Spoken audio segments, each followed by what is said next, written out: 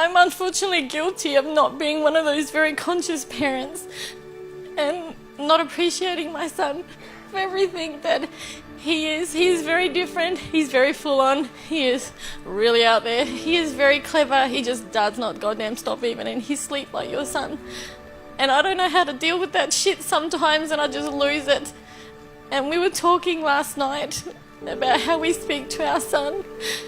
And I know I'm not a bad mum. I know that I only did what I knew then. Yeah. How old's your son? He's 8. Beautiful. Do you know the best thing about this scenario right now? What? Do you know when a child's brain becomes fully developed? When they're about 10? No, 28. Oh, 20, oh thank God, I could fix it. Yeah, you can. But here's what we need to understand as parents. Kids are loud, they're messy, they're all over the place, they're intense, and that's how kids are supposed to be. Kids aren't supposed to be well behaved. They're supposed to basically come into this world and flail their arms and find out where the boundaries are. That's what kids do. And our job as parents is to allow them to find those boundaries safely.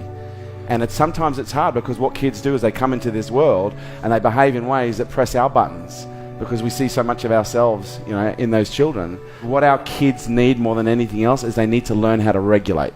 Most of you who don't know how to regulate is because your parents never demonstrated it to you.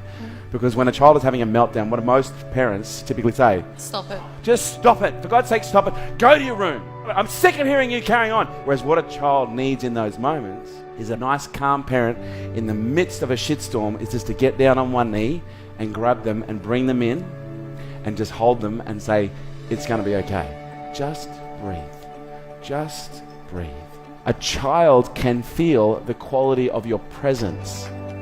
And if you're just being with a child, but you're not present with a child, they will literally behave in all sorts of abstract ways because all they want is to feel your presence. Because every time you get pissed off, they may not get the form of presence that they want, but they get the energy.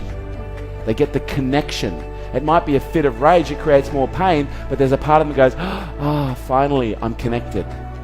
We need to understand when a child is upset, they just need to be shown how to regulate. And you've got another 20 years to work it out. And he'll push every button on the way, don't you worry. He goes, I'll keep pushing your mum. And I went, oh, fuck. Yeah? But that's their job. Their job is to make us strong, okay? Their job is to teach us. They're the greatest teachers you've ever had. Thank you. Thank you for sharing. 1, 2, 3. Honestly, this is my legacy. And there would be no greater gesture that you can do than to hand this down to the next generation. Show your kids how to regulate and demonstrate to them what calm looks like in the midst of a storm. But I do think parents need to understand the responsibility that is involved with bringing up a child. You've got to ask yourself the question, what kind of a world are we trying to create here? The more you work on your personal issues, the less chance you have of transferring it onto them, and them having to deal with it. Pass down wisdom, not wounds. The greatest opportunity our kids have is by learning through the best example that we can give them. Our species really is dependent right now on a new generation of thought leaders coming through who are healthy, who are happy, who are balanced, who can look at things in a more conscious way and make better decisions than some of the decisions we're making right now collectively. I look at my business, I look at everything else, and he's my greatest legacy. I don't see myself leaving behind money. I'm leaving behind this incredible human being that if I condition, support, train and coach properly, he's going to be able to create and affect 10 times the change that I have in my lifetime.